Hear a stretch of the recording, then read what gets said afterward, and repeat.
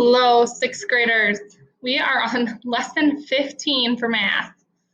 Definitely moving along, and my bubble is being very not helpful. Okay, there we go. So lesson 15 is going to be a synthesis of representations of equivalent ratio collections. And I know that that's a lot of words, but you'll be just fine.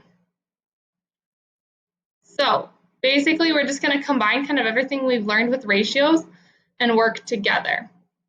So our first example, at the end of this morning's news segment, the local television station highlighted area pets that need to be adopted. The station posted a specific website on the screen for viewers to find more information on the pets shown and the adoption process. The station producer checked the website 2 hours after the end of the broadcast and saw that the website had 24 views. 1 hour after that, the website had 36 views. Create a table to determine how many views the website had after 1 hour after the end of the broadcast. So 1 hour after the broadcast ended. So right now, this is what we know. After 2 hours, there were 24 views. After 3 hours, there were 36 views. To find out how many there were after 1 hour, we can take 24 divided by 2, and we get 12. Okay?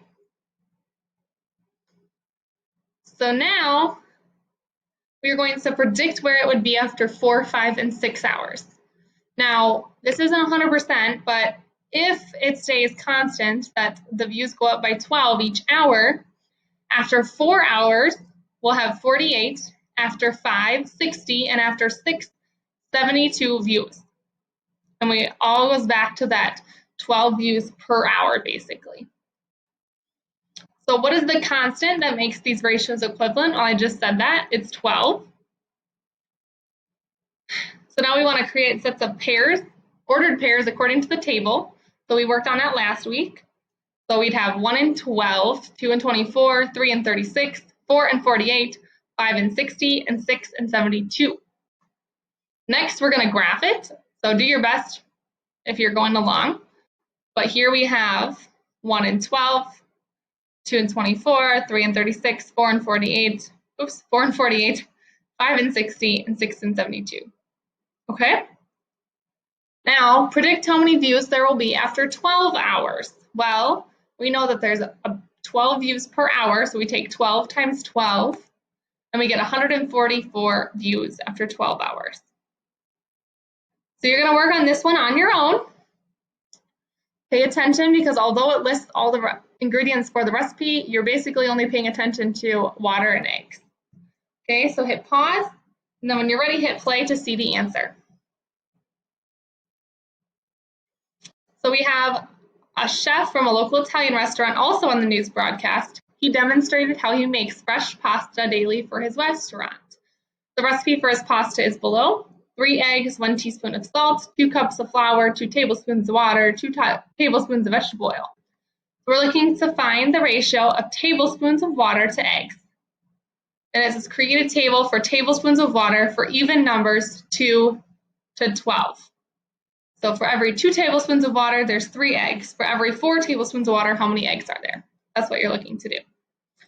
And we have here 2 tablespoons of water is 3 eggs, 4 tablespoons is 6, 6 is 9, 8 is 12, 10 is 15, and 12 is 18 eggs. Okay?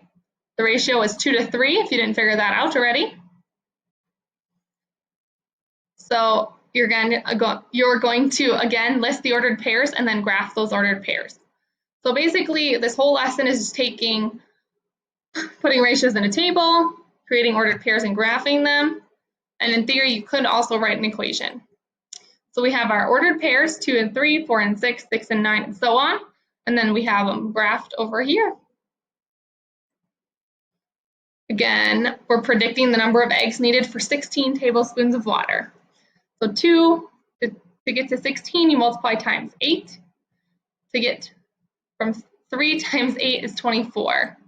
So 24 eggs are needed for 16 tablespoons of water.